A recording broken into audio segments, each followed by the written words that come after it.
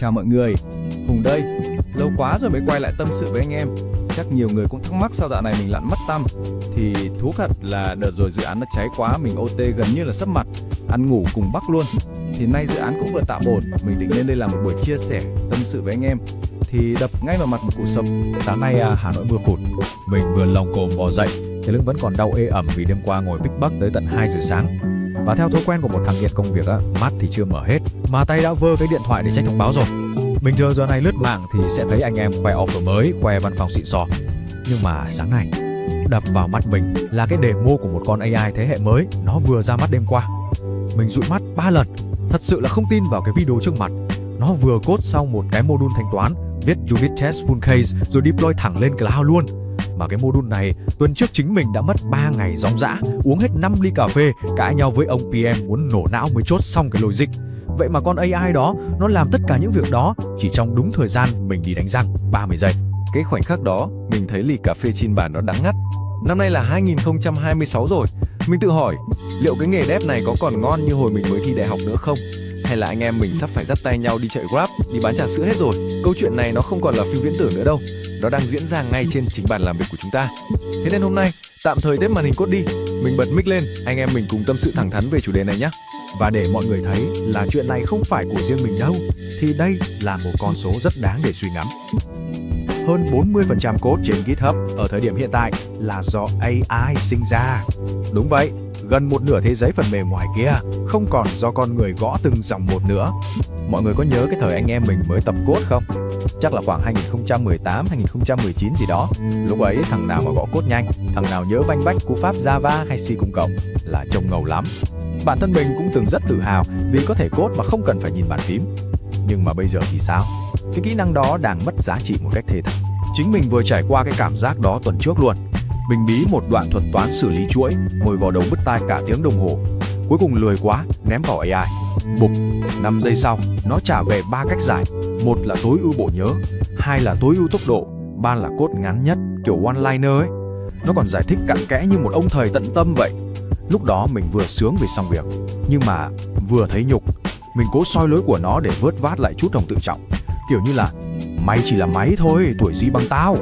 Nhưng mà càng soi thì càng thấy nó đúng. Thậm chí nó đặt tên biến còn chuẩn convention hơn cả mình nữa. Ngay khoảnh khắc đó, mình nhìn đôi bàn tay đã gõ code suốt mấy năm này và tự hỏi, nếu nó làm được như thế này thì công ty trả lương cho mình để làm gì nhỉ? Mình có đang trở nên thừa thãi không? Nhưng mà khoan, đừng vội bi quan, để mình kể cho nghe cái mặt trái của nó. AI ấy, nó giống như một gã thợ xây mà uống nước tăng lực vậy. Làm thì cực kỳ nhanh nhưng cũng cực kỳ ẩu. Nếu chúng ta cứ mù quáng phụ thuộc vào AI, nó sẽ để lại 3 cái bãi chiến trường rất lớn. Thứ nhất là nợ kỹ thuật khổng lồ. Thứ hai là lỗ hổng kiến thức cho người mới. Và cuối cùng là những kỳ vọng phi thực tế từ phía khách hàng. Tháng trước team mình có nhận mấy em thực tập sinh Gen Z. Các em dùng Copilot nhoanh nhoái, sếp nhìn vào sướng lắm bảo. Đấy, bọn trẻ bây giờ năng suất phải gấp đôi mày. Mình chỉ cười trừ. Cho đến khi hệ thống crash lúc nửa đêm, mình phải dựng đầu dậy để fix bug. Và ôi thôi, một mớ code spaghetti kinh khủng. Code nó chạy được đấy, nhưng mà không một ai hiểu tại sao nó lại chạy được. Nó import thư viện lung tung, logic thì rườm rà. Lúc đó mình mới thấy là AI có thể xây một bức tường trong 5 phút, nhưng nó không quan tâm là bức tường đó có chịu được bão hay không. Và ai là người phải đi đập ra xây lại? Là mình, là anh em chúng ta, những người có kinh nghiệm. Cái cảm giác lúc đó không phải là sợ AI nữa, mà là mệt vì phải đi dọn cái bãi chiến trường hào nhoáng của nó. Nên là phải nhớ, code càng nhanh bằng AI mà không có tư duy thì nợ công nghệ sẽ càng lớn. Đấy là chuyện đi làm, giờ nói chuyện đi học. Thực sự là mình thấy lo cho các bạn sinh viên bây giờ. Hồi mình mới học, tài hiệu cũng nhiều rồi, nhưng giảm gì có ai mớm tận miệng như bây giờ đâu.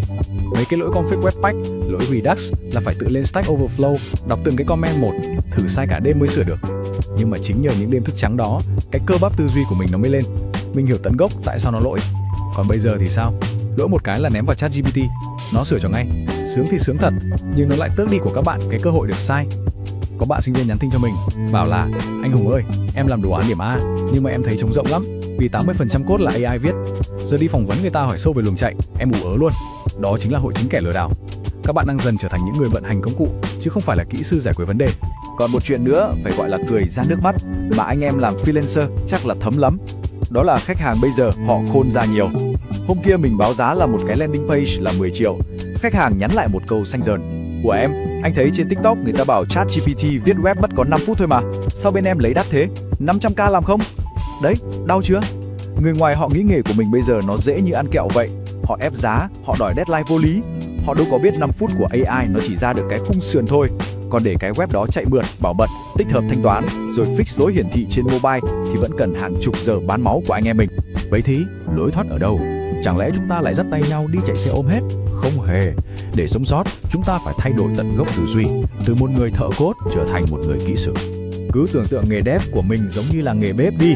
Một người thợ code thì giống như một anh phụ bếp, chỉ biết thái hành, băm thịt răm rắp theo công thức có sẵn. Cái nhóm này AI sẽ thay thế hoàn toàn vì nó làm nhanh gấp ngàn lần. Còn người kỹ sư chính là bếp trưởng, là người thiết kế ra cả cái thực đơn, là người nếm thử món ăn để đảm bảo nó hoàn hảo nhất trước khi đến tay khách hàng. AI nó không biết đau khi trải nghiệm người dùng tệ.